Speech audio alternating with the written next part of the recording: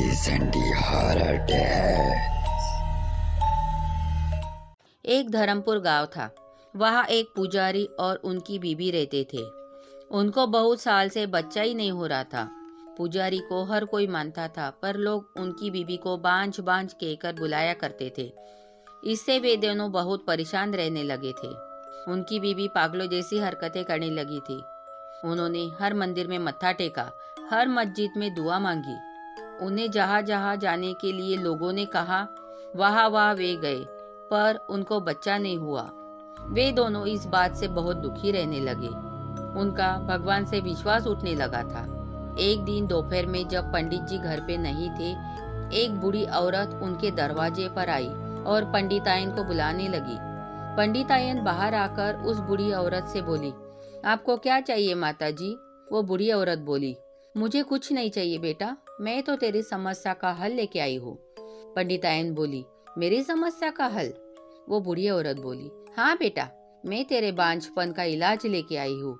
अपने बांझपन का हल सुनकर पंडितायन की आंखों में चमक आ गई और पंडितायन उस बूढ़ी औरत को हाथ पकड़कर घर में लेके गई और चटाई पर बिठाया और हाथ जोड़कर अपने समस्या का हल पूछा। वह बूढ़ी औरत उस पंडितायन से बोली, मैं तुम्हें हल तो बताऊंगी, पर एक शर्त पर। यह बात किसी और को पता ना चले, यह बात हम दोनों के बीच में ही रहे। इस बात का उसने उससे वचन मांगा और कहा, तुम्हें अगर बच्चा हुआ तो पहला बच्चा होने पर उस बच्चे को मुझे देना होगा। यह बात सुनकर पंडितायन थोड़ी सोच में पड़ गई। फिर उसने सोचा, अगर मुझे बच्चा होता है तो मेरा बांझपन का दाग निकल जाएगा। पहला बच्चा मैं इस बुढ़िया को दे दूंगी और दूसरा बच्चा होगा तो मैं रख लूंगी। इस तरह मुझे बांझपन के दाग से छुटकारा मिल जाएगा। उस बुढ़िया ने उसको एक उपाय बताया, जो उपाय उसको अमावस्या की रात को ही करना होगा। उस बुढ़िया ने उपाय करने का पूरा तरीका बताया और वहां से चली गई। दूसरे दिन अमावस्या थी।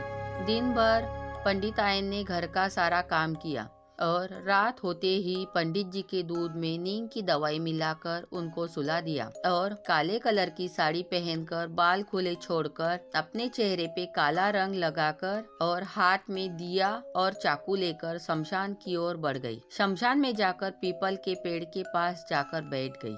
दिया और चाकू पीपल के पेड़ के सामने रख दिया और उस बुढ़िया ने दिया हुआ मंत्र बोलने लगी। मंत्र खत्म होने के बाद गांव वापस लौटी और गांव की जमींदार की एक बकरी चुराकर उसी शमशान में लेकर गई।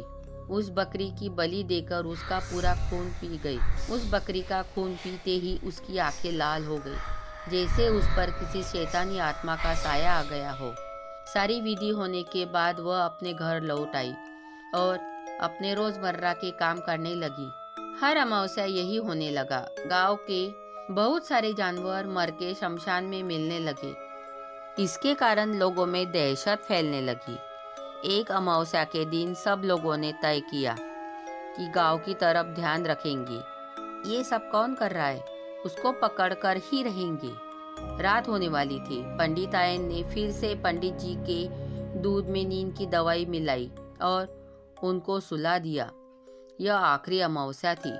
इस दिन उसको जानवर की बलि ना देके किसी बच्चे की बलि देनी थी। इसके बाद उसकी विधि पूरी हो जाती और उसकी गोद भर जाती। और आज फिर से काली साड़ी और चेहरे पे काला रंग लगाकर शमशान की ओर दिया और चाकू लेकर बढ़ गई। विधि पूरी होने के बाद बच्चे की तलाश में पंडितायन गांव में आ गई और एक झोपड़ी से उसने बच्चा उठाया और शमशान की ओर निकल पड़ी। रास्ते में गांव के सभी लोगों ने उसे घेर लिया। उसके चेहरे पे काला रंग होने के कारण उसे कोई पहचान नहीं रहा था। सब लोग उसे पूछ रहे थे कि तुम कौन हो, पर उसने जवाब नहीं दिया। वह पूरी डायन की तरह ही लग रही थी। लोगों ने उससे बच्चा छीन लिया और उसे एक पेड़ से बांध दिया। उसका काला रंग पानी से धो दिया। तभी सबको पता चला कि पंडित जी की पत्नी पंडितायन है। लोगों ने पंडित जी को होश में लाकर वहां लेकर आए। पंडितायन की आंखें लाल बूंद सी हो गई थी, जैसे उसमें कोई शैतान समाया हो। वो जोर जोर से चिल्ला रही थी, मुझे छोड़ दो, नहीं तो मैं तुम सबको खा जाऊंगी। ये सब सुनकर सब लोग डर गए।